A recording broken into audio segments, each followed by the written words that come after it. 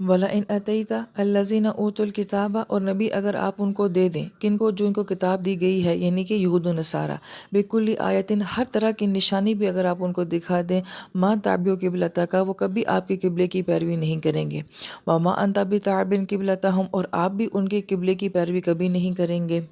وَمَا بَعْضُهُمْ بِتَابِعٍ قِبْلَةَ بَعْضٍ، اور وہ بھی ایک دوسرے کے قبلے کی پیروی نہیں کریں گے،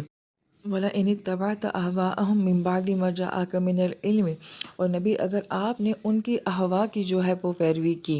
اتباع کا مطلب دل سے کسی بات کی پیروی کرنا، احوا جو ہے یہ ہوا سے ہے، ایسی خواہشات جو انسان کو اوپر سے نیچے گرا دیتی ہیں، اور جو ہوائیں چلتی ہیں ان کو بھی ہوا کہا جاتا ہے، تو جیسے ہوائیں کبھی آتی ہیں کبھی جاتی ہیں، تو ایسی خواہشات جو کہ کبھی آتی اور جاتی رہتی ہیں، لہٰذا ان کی بے ربط خواہشات کی نبی اگر آپ نے پیروی کی، جبکہ آپ کے پاس قرآن کا علم آ چکا ہے،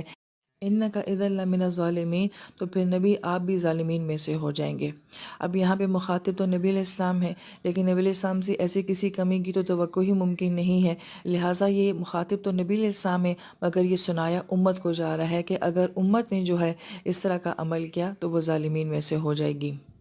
کیونکہ آیت کے اوپر اگر غور کیا جائے تو ان کا تو یہ تو واحد آ رہا ہے، ظالمین جو ہے وہ جمع کا صیغہ آ رہا ہے، تو نبی علیہ السلام تو ایک واحد ہستی ہیں، تو ظالمین جمع کیسے؟ اس کا یہی معنی ہے کہ نبی علیہ السلام کو کہہ کے جو ہے دراصل میں ان تمام لوگوں کی بات کی جا رہی ہے جو اس طرح کا عمل کریں گے۔